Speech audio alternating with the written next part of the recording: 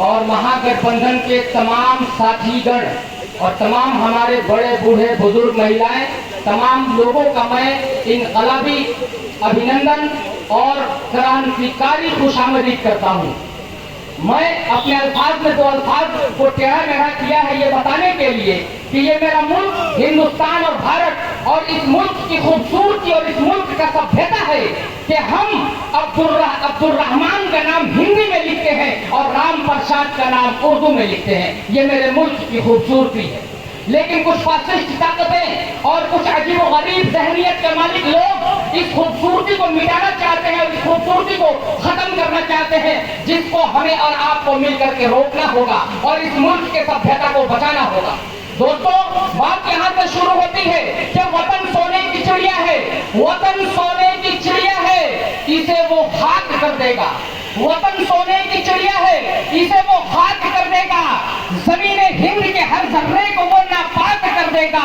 गुजारिश है मेरी, उससे हुकूमत छीन लो वरना लगाकर आग नफरत की वो सब कुछ राख कर देगा। मेरे मोहतरम बुजुर्ग और दोस्तों और इनकलाबी साथियों, अब वक्त कहने सुनने का नहीं है, अब वक्त एक्शन लेने का है। वक्त वो खत्म हो गया जब हम कहते थे और सुनते थे और अपनी बातों को बताते थे।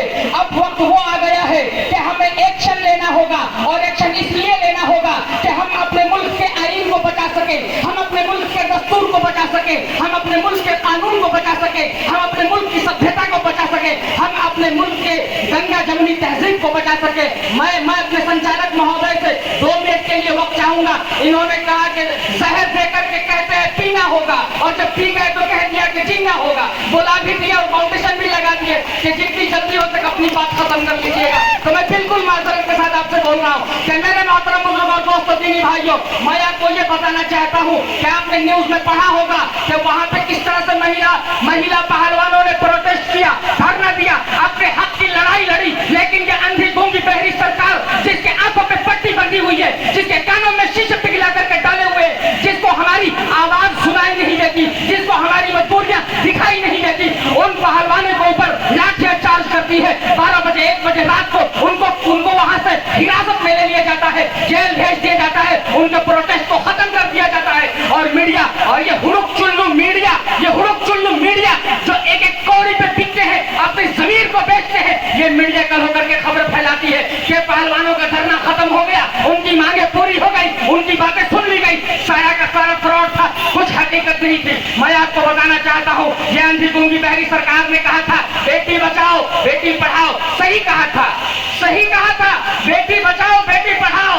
अरे मेरा कातिल उन्हें कहते हैं सब और ठीक कहते हैं, मेरा कातिल उन्हें कहते हैं सब और ठीक कहते हैं। कसम 100 बार वो खाए, कसम खाने से क्या होगा। वो कहते हैं कि बेटी बचाओ बेटी पढ़ाओ, ठीक कहते हैं। बेटी किससे बचाओ? बेटी भाजपा के नेताओं से बचाओ। बेटी किससे बचाओ? बेटी इनके मंत्रियों से बचाओ। बेटी किससे बचाओ? जो ऊपर से नीचे तक बीजेपी के साथ गांठ में लगा हुआ है, इनसे अपनी बेटी बचाओ। आपने इनके नारे को समझा नहीं। बेटी तो बचाना है, लेकिन बेटी किससे बचाना है? इन बीजेपी के दरिंदों से अपनी बेटियों को बचाना है। इन्होंने ये कहा था और आपने पता नहीं क्या समझ लिया था। बेटी बचाइए, इन दरिंदों से बचाइए, बेटी बचाइए, इनके सियासी कुर्सी वालों से बचाइए, बेटी बचाइए, लेकिन उन लोगों से बचाइए जो पार्लियामेंट में बैठ करके सियासी रोटीकरण करते हैं और अपनी सियासी कुर्सी को बचाते हैं, लेकिन किसी बेटी के बारे में फिक्र नहीं करते। अगर बेटी के बारे में फिक्र करते तो आज ये फोगाट बहनों को उनका इंसाफ मिल चुका होता। आज जो पहलवान हमारी बहनें हैं जो दर बदर की ठोकरें खा रही है दिल्ली के अंदर, आज उनको इंसाफ मिल चुका होता। इसलिए अगर ये आप चाहते हैं कि हमें हमारा हक मिले, हमें हमारा इंसाफ मिले, तो इस सरकार को सिर्फ गिराना नहीं होगा, इस सरकार को उखाड़ कर फेंक देना होगा और इसकी जगह पे एक नई सरकार बनानी होगी। और वो नई सरकार भी अगर हमारे हक और हुकूक की इंसाफ की बात नहीं की तो वो दिन दूर नहीं जब हम उस सरकार को भी उखाड़ करके फेंक देंगे। क्योंकि हम जनता है साहब, हम जनता है और हम गरीब है। हम हारते कभी नहीं, या तो जीतते हैं या फिर सीखते हैं। हम जीतते हैं या फिर सीखते हैं, हम हारते कभी नहीं। इस गुमान में कोई न रहे कि इसकी सरकार चली जाएगी तो मेरी सरकार आएगी, मैं मनमानी करूंगा। जब तक इस मुल्क में सेकुलर मिजाज के लोग होंगे, जब तक इस मुल्क में एक दूसरे के दिल की धड़कनों को समझने वाले लोग होंगे, तब तक इस मुल्क के अंदर कामयाब नहीं होने देंगे। जिस दिन इस तरह की साजिश सर उठाएगी, सर उठाते ही उसके फन को कुचल दिया जाएगा, उसके फन को मसल दिया जाएगा, उनको नेस्तो नाबूद कर दिया जाएगा।